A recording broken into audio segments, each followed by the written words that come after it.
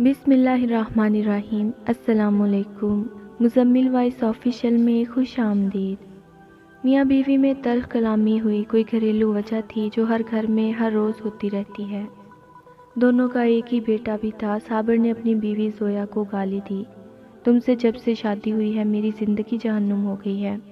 زویا بھی چلا کر بولی، تم نے مجھے اتنا درد دیا ہے، اب میں دعا کرتی ہوں مجھے موت آ جائے، اب تمہارے ساتھ ایک سانس بھی نہیں لے سکتی میں۔ جھگڑا کسی بڑی بات پر نہیں تھا۔ 4 سال کا بیٹا ماں باپ کو جھگڑتے دیکھ رہا تھا۔ بیٹا بہت پریشان تھا، کبھی ماں کا ہاتھ پکڑتا تو کبھی باپ کا۔ باپ سے جب برداشت نہ ہوا تو اٹھایا ڈنڈا اور زویا کو مارنا شروع کر دیا۔ زویا چیخنے چلانے لگی۔ چیخوں کی آواز سن کر اہل محلہ آ گئے۔ انہوں نے آ کر زویا کو چھڑوایا۔ زویا کے سر سے خون بہہ رہا تھا۔ بیٹا ڈرا سہما دروازے کے پیچھے چھپا ہوا تھا۔ صابر نے چلا کر کہا، میں تم کو طلاق دیتا ہوں۔ 3 بار طلاق بولا اور زویا بیٹے کو لیے میکے آ گئی۔ بیٹا تھا کہ اس کے دل میں ایک عجیب سا ڈر گھر کر چکا تھا۔ وہ سب سے ڈرنے لگا تھا۔ 4 سال کا بیٹا وہ امی کی گود میں لیٹا ہوا تھا۔ امی کا دوپٹہ منہ پہ اوڑھے سو جاتا، ماں سے ایک پل کے لیے بھی جدا نہ ہوتا۔ ادھر باپ نے کورٹ میں کیس کر دیا، بیٹا میں اپنے پاس رکھوں گا۔ کورٹ سے ایک خط موصول ہوا۔ زویا کے بھائی نے خط پڑھا، بتایا صابر نے بیٹے کو اپنے پاس رکھنے کے لیے کیس دائر کیا ہے، اگلے ہفتے سنوائی ہے۔ بیٹا ماں کے پلو سے لگا ہوا۔ امی بابا کیا کہتے ہیں؟ بیٹا اب 6 سال کا ہو چکا تھا۔ ماں نے بتایا، کچھ نہیں بیٹا۔ ماں باپ کو جدا ہوئے 2 سال گزر گئے تھے، لیکن بیٹا آج بھی جب وہ جھگڑا یاد کرتا تو بخار میں مبتلا ہو جاتا۔ پہلی سنوائی ہوئی۔ صابر کا وکیل کافی بڑا وکیل تھا۔ کیس صابر کے حق میں جا رہا تھا۔ زویا محسوس کر رہی تھی میں بیٹے کو ہار جاؤں گی۔ زویا گھر آئی، بیٹا اذان۔ ماں سے کہنے لگا، ہم کیوں ابو کے پاس جاتے ہیں وہاں؟ ابو مجھے کہہ رہا تھا تیری امی گندی ہے، اس کے پاس نہ رہو۔ بیٹے نے ماں کا منہ چوما، ہلکا سا مسکرایا، میری امی سونی ہے، گندی نہیں ہے، پاپا گندا ہے۔ ماں کی آنکھ سے آنسو بہنے لگے۔ بیٹا جو ابھی 6 سال کا تھا اپنے ننھے ہاتھوں سے ماں کے آنسو صاف کرنے لگا۔ ماما کیوں رو رہی ہیں؟ میں آپ کو چھوڑ کر نہیں جاؤں گا۔ بیٹا ماں کی گود میں لیٹ گیا۔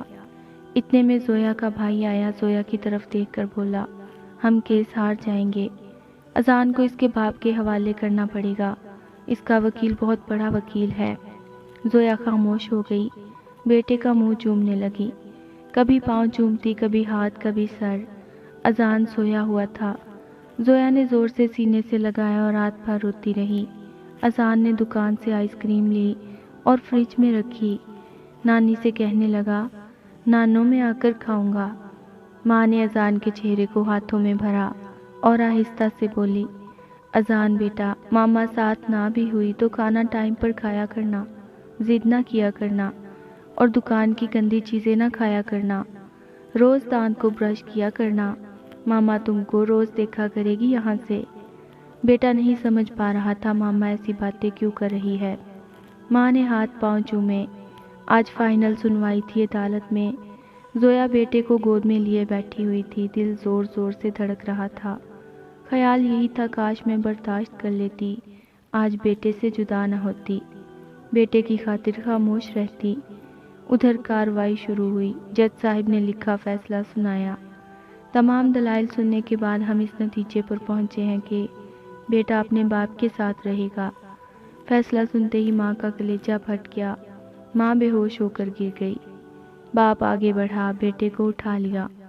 بیٹا باپ کے پاس نہیں جانا چاہتا تھا۔ بیٹا چیخ چیخ کر رونے لگا، مجھے ماما پاس جانا ہے، مجھے ماما پاس جانا ہے، چھوڑو مجھے۔